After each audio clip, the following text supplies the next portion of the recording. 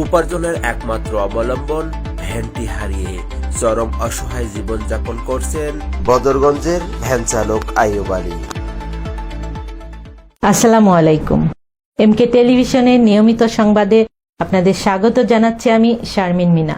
এতক্ষণ শুনছিলেন সংবাদ শিরোনাম, এখন ডেস্ক থেকে বিস্তারিত।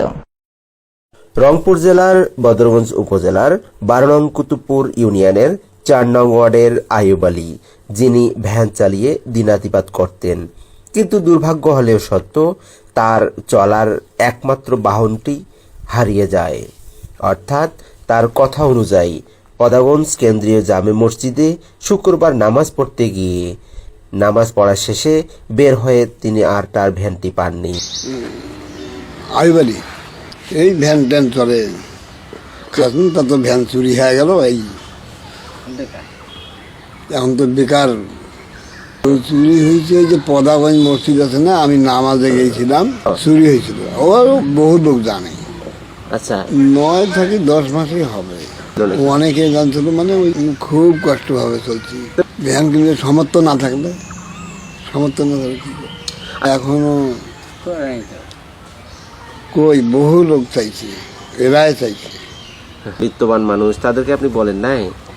বলছি সবাই এখনো দিতে চায়, তো কিন্তু ওই যে চাবার গেলে কয় বেলে একটু দেরি করো। এভাবে তার অসহায়ের চরম বাস্তবতা তুলে ধরেন ক্যামেরার সামনে, যাতে করে তার অসহায়ত্বের কিছুটা দুঃখ ঘুষিয়ে সমাজের বিত্তশালীদের দৃষ্টিগোচর হন। হয়তো তিনি ফিরে পাবেন তার জীবিকার একমাত্র বাহন ভ্যানটি।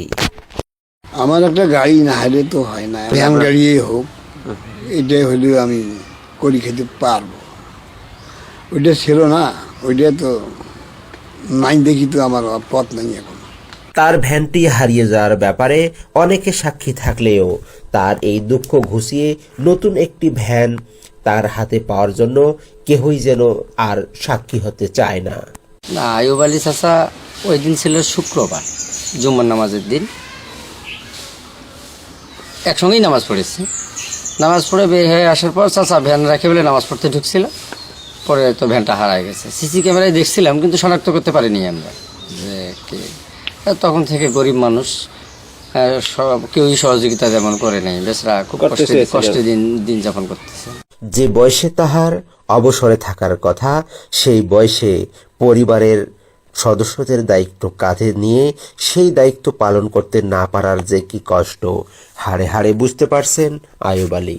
শুক্রবারে নামাজ পড়বে যা, ওখানে থাকি চুরি হয়ে গেছে। কোথা থেকে? বাজাজ থাকি। আচ্ছা, আনুমানিক কতদিন হয়? 10 মাস, এই 9-10 মাস, 8-10 মাস হইবে।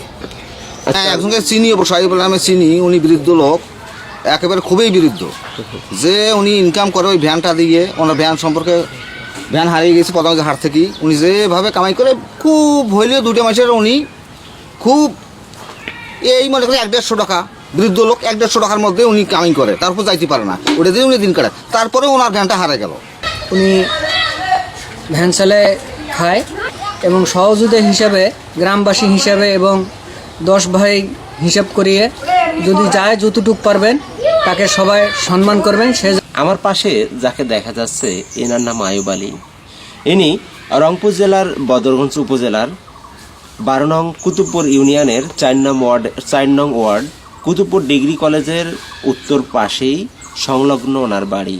গত 10 থেকে 11 মাস আগে তার একমাত্র ইনকামের যে অবলম্বন ভ্যানটি, এই তার বাড়ির পাশেই পদাগঞ্জ কেন্দ্রীয় জামে মসজিদে নামাজ পড়তে গিয়ে সেখান থেকে হারিয়ে যায়।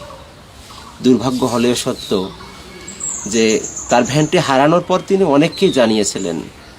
অনেকেই তাকে আর্থিক সহযোগিতা কিংবা ভ্যান কেনার জন্য আশ্বস্ত করেছিলেন, কিন্তু কেন কেউই কোনো সহযোগিতা সেভাবে দিতে পারে নাই, না দেননি তা বলবো না, কিন্তু সবচেয়ে বড় কথা, তার উপার্জনের একমাত্র যে অবলম্বন ভ্যানটি, সেটা হারিয়ে যাওয়ার পর তিনি বেকার হয়ে গেছেন। একদিক যেমন বয়সের ছাপ, আরেক দিক বেকারত্ব, পাশাপাশি তার পরিবারে রয়েছে তার স্ত্রী, সন্তান, নাতি নাতনি, যার একমাত্র উপার্জনকারী এই আইয়ুব আলী।